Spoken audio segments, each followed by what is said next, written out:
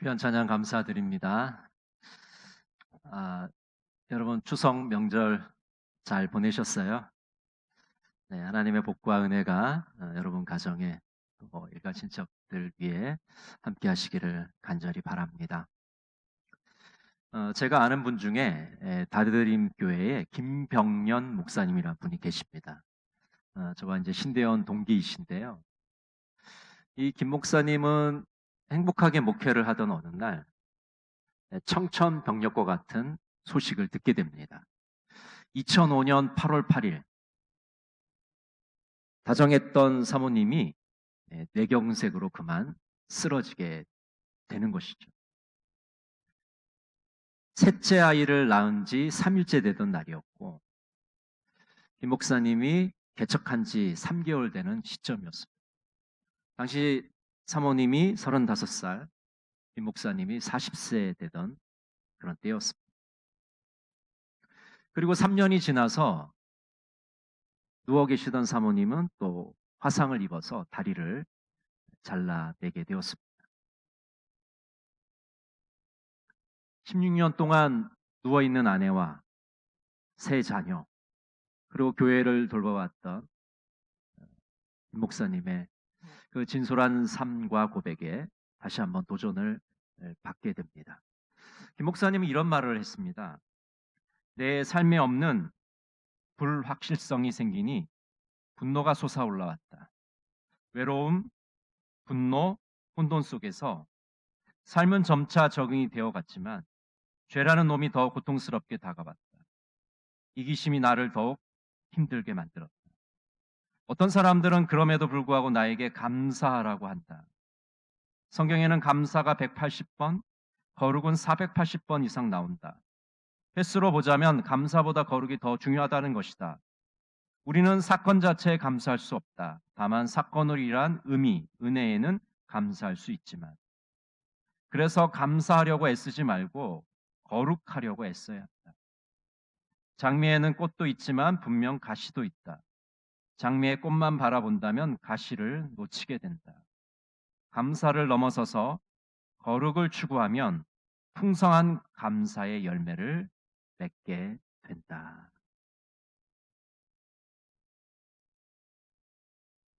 여러분, 한국교회는 감사를 굉장히 강조하죠. 그래서 감사하면 이러이러한 복을 하나님이 너에게 주실 것이다, 이렇게 말씀합니다.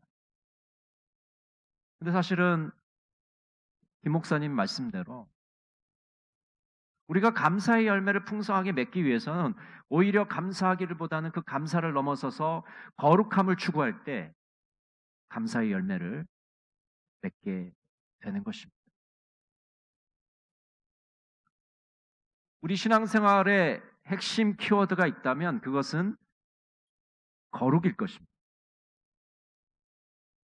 사실 거룩이란 단어를 우리가 듣게 되면 조금은 좀 부담스럽기도 하고 실제 우리 이 생활과 무슨 관련이 있을까라는 생각이 들기도 합니다.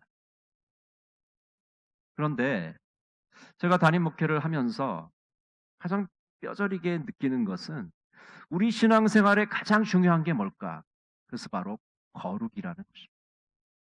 만약 우리가 거룩할 수 있다면 우리의 신앙생활은 참으로 복되고 아름다운 신앙생활이 될 것입니다. 제임스 패커는 이렇게 말합니다. 거룩함은 영성과 도덕성이라는 두 개의 기둥에 놓인 아치와 같아서 두 기둥 중 하나가 가라앉으면 반드시 무너지게 되어 있다. 위로 성장하기 위해서는 먼저 회개를 통해 아래로 자라야 한다. 여러분, 거룩함은 두 가지 방향을 가져야 합니다. 한 가지 방향은 하나님을 향해서 성장해야 됩니다. 또 다른 방향 하나는 자기 내면을 향해서 성장해야 되는 것이죠. 그래서 영성과 도덕성이 받쳐주지 않으면 우리는 거룩한 생활을 할 수가 없습니다. 거룩이란 단어를 많이 말한다고 해서 우리는 거룩해지지 않습니다. 거룩한 척 한다고 해서 우리는 거룩한 삶을 살 수가 없습니다. 영성과 도덕성을 가진 두 가지 방향으로 우리가 나아가야만 우리는 거룩한 삶을 살 수가 있는 것이죠. 오늘 본문 말씀은 이스라엘이 여호와의 강림을 예비하는 장면입니다. 이스라엘 백성들의 준비를 강조하고 있습니다. 하나님께서 이집트에서 이스라엘 백성들을 건지시고 그들을 시내 산으로 인도하십니다. 또 모세를 통해서 율법을 주시고 그들을 거룩하게 만드십니다. 하나님은 왜 시내 산에 강림하시려고 하는 것일까요? 오늘 9절 말씀 우리 같이 한번 읽어볼까요? 여호와께서 모세에게 이르시되 내가 빽빽한 구름 가운데서 내게 임함은 내가 너와 말하는 것을 백성들이 듣게 하며 또한 너를 영영히 믿게 하려 함이니라. 모세가 백성의 말을 여호와께 아뢰었으므로. 하나님께서 시내산에 나타나시는 목적은 모세를 중보자로 세우기 위해서입니다.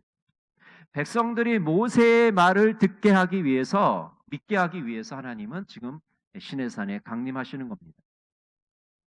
모세는 하나님과 이스라엘 백성 사이를 중재합니다. 출애굽기 14장 31절은 이렇게 말씀합니다.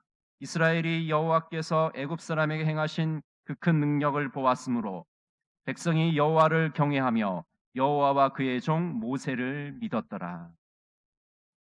하나님께서는 빽빽한 구름 가운데 모세에게 친히 임하십니다. 모세에게 영적인 권위를 세우시고 주셔서 백성들에게 하나님 말씀을 전하게 하십니다. 한 사람의 지도자로서 모세는 하나님의 인정을 받게 되는 것이죠. 오늘 본문에서는 이 두 가지 메시지를 우리에게 주시는데요. 첫 번째는 거룩하신 하나님에 대해서 말씀해 주고 있습니다. 이사야 57장 15절에는 이렇게 말씀합니다. 지극히 존귀하며 영원히 거하시며 거룩하다 이름하는 이가 이와 같이 말씀하시되 내가 높고 거룩한 곳에 있으며 또한 통회하고 마음이 겸손한 자와 함께 있나니 이는 겸손한 자의 영을 소생시키시며 통회하는 자의 마음을 소생시키려 함이라. 여러분, 하나님은 어떤 분이십니까? 하나님은 거룩하신 분이십니다. 이 거룩하다는 것은 구별되었다는 것입니다. 세상 것과 세속적인 것과 구별되었다는 뜻입니다. 출애굽기 15장 11절은 이렇게 말씀합니다. 여호와여 신중에 주와 같은 자가 누구니이까? 주와 같이 거룩함으로 영광스러우며 찬송할 만한 위엄이 있으며 기이한 일을 행하는 자가 누구니이까? 거룩하신 하나님은 찬송할 만한 위엄이 있으십니다. 기이한 일을 행하십니다. 놀라운 기적을 일으키십니다. 거룩하신 하나님은 만물 위에 뛰어난 존재이십니다. 고귀하시고 초월하신 분이십니다. 피조물과는 전혀 다른 존재이십니다. 열방의 신과는 비교할 수 없는 분이십니다. 또 거룩하신 하나님은 도덕적으로 순결하고 완전하십니다. 시편 18편 25절은 이렇게 말씀합니다. 자비로운 자에게는 주의 자비로우심을 나타내시며 완전한 자에게는 주의 완전하심을 보이시며. 도덕적으로 완전하신 분, 그분이 바로 거룩하신 하나님이십니다. 거룩하신 하나님은 접근할 수 없는 존재라기보다는 은혜와 자비를 베푸시는 분이십니다. 자기 백성 가운데 거하고자 하시는 분이십니다. 출애굽기 29장 45절 46절은 이렇게 말씀합니다. 내가 이스라엘 자손 중에 거하여 그들의 하나님이 되리니 그들은 내가 그들의 하나님 여호와로서 그들 중에 거하려고 그들을 애굽 땅에서 인도하여 낸 줄을 알리라. 나는 그들의 하나님 여호와이니라. 하나님 어떤 분이십니까? 거룩하신 하나님은 우리와 함께 계시기를 원하십니다. 우리 중에 거하기를 원하십니다. 거룩하신 하나님은 도덕적으로 완전한 분이시고 질적으로 우리와 차이가 있는 분이십니다. 우리가 믿는 하나님은 바로 이런 거룩하신 하나님이십니다. 오늘 2부 예배를 드리는 성도 여러분, 이 거룩하신 하나님을 붙잡으시는 여러분 모두가 되시기를 간절히 바랍니다. 두 번째 메시지는 거룩한 백성에 대해서 말씀하십니다. 거룩하신 하나님은 하나님의 백성이 거룩해지기를 원하고 계십니다. 레위기 19장 2절은 이렇게 말씀합니다. 너는 이스라엘 자손의 온 회중에게 말하여 이르라. 너희는 거룩하라. 이는 나 여호와 너희 하나님이 거룩함이니라. 거룩하신 하나님은 하나님의 백성들이 거룩한 백성이 되기를 원하십니다. 출애굽기 19장 6절을 우리 같이 한번 읽어볼까요? 너희가 내게 대하여 제사장 나라가 되며 거룩한 백성이 되리라. 너는 이 말을 이스라엘 자손에게 전할지니라. 여러분, 하나님께서 우리에게 원하시는 게 무엇입니까? 바로 거룩한 백성이 되는 것입니다. 거룩한 백성이 된다는 것은 하나님의 선택을 받았다는 것입니다. 하나님의 부르심을 받았다는 겁니다. 구별된 백성으로 살아가야 한다는 것입니다. 이제는 내 뜻이 아니라 하나님의 뜻대로 살아가야 된다고 말씀하고 있는 것입니다. 오늘 본문을 보면 하나님의 강림을 준비하는 이스라엘 백성들의 모습을 통해서 거룩한 백성들의 태도를 우리는 발견하게 됩니다. 하나님이 강림하신다는 이 특별한 사건을 앞두고 이스라엘 백성들은 세 가지 구별을 하고 있습니다. 몸을 구별합니다. 날과 시간을 구별합니다. 그리고 장소를 구별합니다. 이것이 바로 거룩한 백성의 특징입니다. 첫 번째로 거룩한 백성이 되려면 몸을 구별해야 됩니다. 몸을 성결케 해야 합니다. 우리 19장 10절 말씀을 같이 한번 보겠습니다. 여호와께서 모세에게 이르시되 너는 백성에게로 가서 오늘과 내일 그들을 성결하게 하며 그들에게 옷을 빨게 하고. 하나님의 강림을 준비하면서 하나님께서는 모세를 통해서 이스라엘 백성들이 성결케 되기를 원하고 계십니다. 그들의 몸을 성결하게 하라. 옷을 빨아서 깨끗하게 하라고 말씀하고 있습니다. 이스라엘 백성들이 하나님의 강림을 준비하고 하나님을 만나려면 먼저 몸을 구별해야 된다고 말씀하고 있는 것입니다. 여호수아 3장 5절을 보면 이렇게 말씀합니다. 여호수아가 또 백성에게 이르되 너희는 자신을 성결하게 하라. 여호와께서 내일 너희 가운데 기이한 일들을 행하시리라. 이 여호수아의 말씀은 이제 이스라엘 백성들이 광야 40년의 그 생활을 끝내고 이제 요단강을 건너가기 바로 직전에 하나님께서 명령하신 겁니다. 너희의 몸을 성결하게 해라. 왜냐하면 내일 이스라엘 백성들이 이 법궤를 메고 이 요단강을 건널 것이기 때문에 그렇습니다. 요단 강물이 이렇게 차 있는데 제사장들이 법궤를 메고 그 첫 발을 담그는 순간 그 가득 찼던 물들이 다 사라지고 마른 땅이 드러나 이스라엘 백성들이 그 마른 땅을 건너가게 됩니다. 마치 홍해의 기적을 다시 한번 보는 것 같은 사건이 일어나게 되죠. 그 역사적인 사건, 요단강을 건너는 그 놀라운 일을 경험하기 전에 하나님께서 원하시는 것은 이스라엘 백성들의 몸을 성결케 하기를 원하셨습니다. 몸을 구별하기를 원하신 것입니다.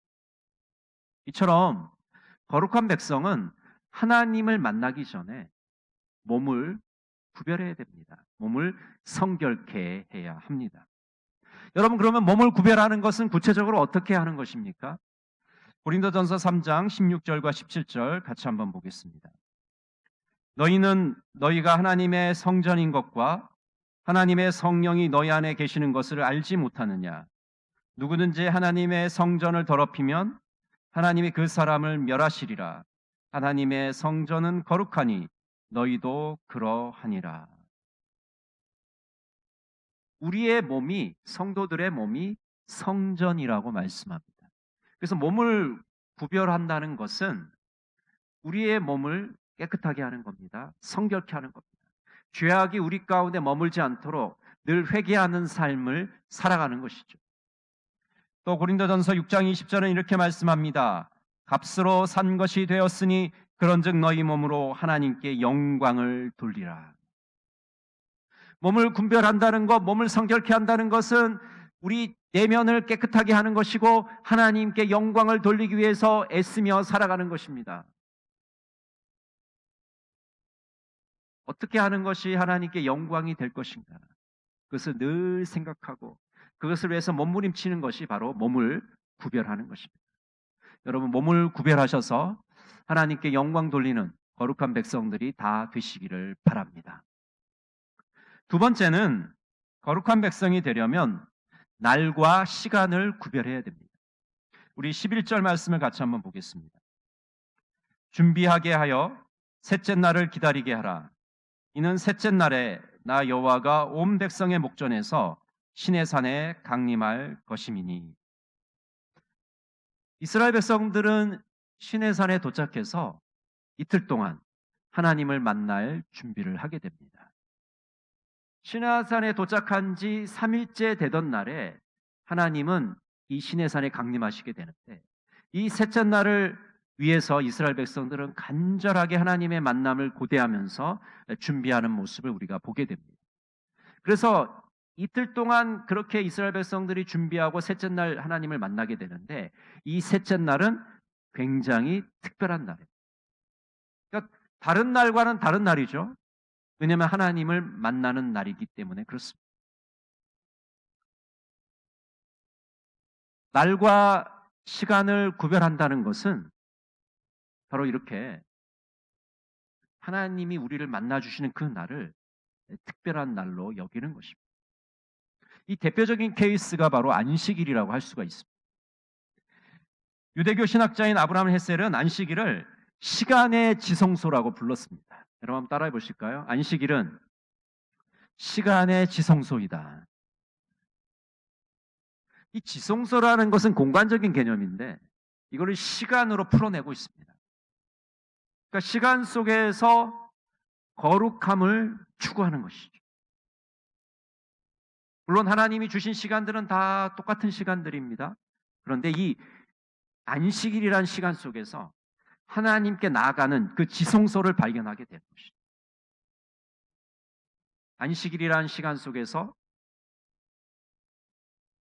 거룩한 궁전을 지어가는 영의 보석이 있다고 헬셀은 믿었습니다. 유대인들이 생각하는 그 안식일 개념 속에 그 안식일, 그 날과 시간을 구별하여 하나님께 드림으로 거룩한 백성이 되는 모습을 우리는 발견하게 되는 것입니다. 기독교의 주일도 마찬가지입니다. 날과 시간을 구별하는 것이죠. 여러분, 주일은 기독교인들이 하나님께 예배 드리는 날입니다. 시간과 날을 구별해서 하나님께 드리는 것이죠. 그래서 이날은 우리가 생명에 참여하게 되고 새로운 창조에 참여하는 그런 날입니다. 날과 시간을 구별하여 드림으로 거룩한 백성의 삶을 살아가게 되는 것입니다. 세 번째로 거룩한 백성이 되려면 장소를 구별해 드려야 됩니다. 우리 12절 말씀 같이 한번 볼까요? 너는 백성을 위하여 주위의 경계를 정하고 이르기를 너희는 산과 산에 오르거나 그 경계를 침범하지 말지니 산을 침범하는 자는 반드시 죽임을 당할 것이라. 하나님께서 모세에게 명령하시기를 시내산 주위에 경계를 정하라고 명령하십니다. 하나님과 인간 사이에 경계를 정하라고 말씀하고 있는 것이죠. 하나님과 인간 사이의 경계를 왜 정해야 될까요? 그것은 하나님은 창조주이시고 우리 인간은 피조물이기 때문에 그렇습니다. 거룩은 구별을 의미하기 때문에 아무리 하나님이 인간에게 자신을 드러내신다 할지라도 인간과 거리를 둘 수밖에 없는 것입니다. 하나님이 아무리 인간과 가깝게 지낸다 할지라도 여전히 하나님은 신비로운 분이라는 것을 우리가 알 수 있게 됩니다. 하나님과 인간 사이에는 경계가 있습니다. 거리가 있습니다. 넘지 못할 선이 있다는 것을 우리에게 분명하게 보여주십니다. 경계를 침범하면 죽임을 당합니다. 사람이든 짐승이든 하나님의 거룩하심을 훼손한다면 죽임을 당하게 된다고 말씀하고 있습니다. 그렇기 때문에 우리는 장소를 구별하여 드려야 됩니다. 물론 장소 자체가 거룩한 것이 아닙니다. 하나님이 거룩하시기 때문에 하나님이 임재하는 그곳이 거룩한 곳으로 바뀌는 것입니다. 하나님의 임재가 있는 곳이 바로 성전이 되는 것입니다. 장소를 구별한다는 것은 하나님께 드려진 것으로 우리가 이해를 해야 합니다. 모든 것이 비워진 그곳에 하나님의 임재가 나타나게 됩니다. 우리의 마음을 비우고 우리의 삶을 비울 때 하나님의 임재가 나타나게 되는 것이죠. 만약 우리 마음속에 이 세상 것으로 가득 차 있다면 하나님이 우리 마음속에 임재할 수 있는 공간이 없어지는 거예요. 헌신된 태도로 나가지 않으면 하나님의 임재를 맛볼 수가 없습니다. 스캇 맥나이트는 이렇게 말합니다. 심오한 차원에서 거룩함은 헌신을 의미한다. 우리는 세상과 구별된 자로서 하나님께 헌신된 삶을 살아가야 한다. 여러분, 장소를 구별한다는 것은 우리가 하나님께 헌신한다는 의미를 가지고 있습니다. 헌신된 삶을 살아간다는 뜻을 갖고 있습니다.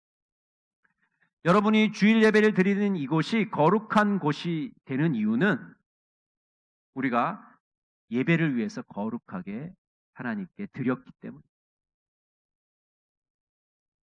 세상 사람들이 여기 앉아 있으면 여기는 예배당이 될 수가 없습니다. 똑같은 건물이지만 성도들이 하나님을 위해서 예배를 위해서 헌신했기 때문에 이곳이 거룩한 곳으로 구별이 되는 것이죠. 거룩한 백성들이 그 은혜의 보좌를 향해서 나아가고 있기 때문에 거룩하게 구별되게 되는 것입니다. 여러분, 거룩한 백성이 되기를 원하십니까? 우리의 몸을 구별하시기를 바랍니다. 우리의 날과 시간을 구별하여 드리기를 원합니다. 우리의 장소를 구별하여 드리기를 원합니다.